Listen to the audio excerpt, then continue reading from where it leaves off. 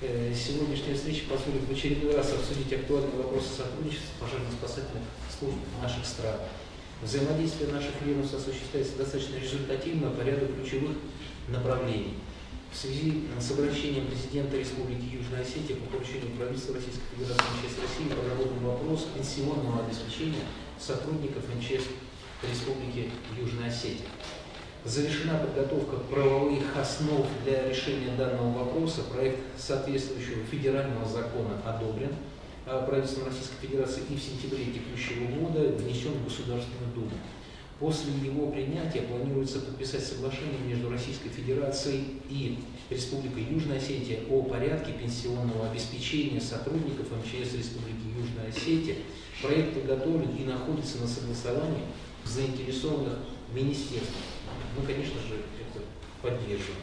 На втором этапе в 2026 году для нужд МЧС Республики Южная Осетия будет закуплена специальная техника и организована поставка систем видеоконференц-связи по принципу «под ключ». И возвращаясь к основному вопросу повестки нашей встречи, сегодня мы подпишем протокол к соглашению о порядке и условиях софинансирования за счет средств Российской Федерации денежного удовольствия сотрудников МЧС Республики Южная Осетия. Этот документ одобрен правительством Российской Федерации и предусматривает распространение действия соглашения на военнослужащих МЧС Республики Южная Осетия. Все эти меры и поддержки служат подтверждением того, что российско-осетинское сотрудничество является одним из приоритетов для российской внешней политики. Сегодняшняя встреча является результатом нашего плодотворного сотрудничества и дает возможность обсудить вопросы, решение которых может быть достигнуто исключительно в рамках межведомственного взаимодействия. От имени личного состава МЧС Республики Южная Осетия от себя лично выражаю искренние слова благодарности и признательности за оказываемое внимание.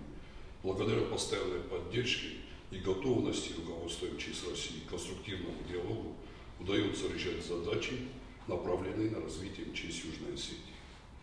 Со времени нашей предыдущей встречи проделана значительная работа по укреплению двустороннего сотрудничества. Совместные усилия, направленные на решение поставленных задач, принесли ощутимые результаты. Подписывается протокол к соглашению между Российской Федерацией и Республикой Южная Осетия. Протокол подписывают с российской стороны министр Российской Федерации Александр Вячеславович Куренков, с юго-осетинской стороны министр Республики Южная Осетия Ибрагим Алимбегович Гасеев. Решение подписано.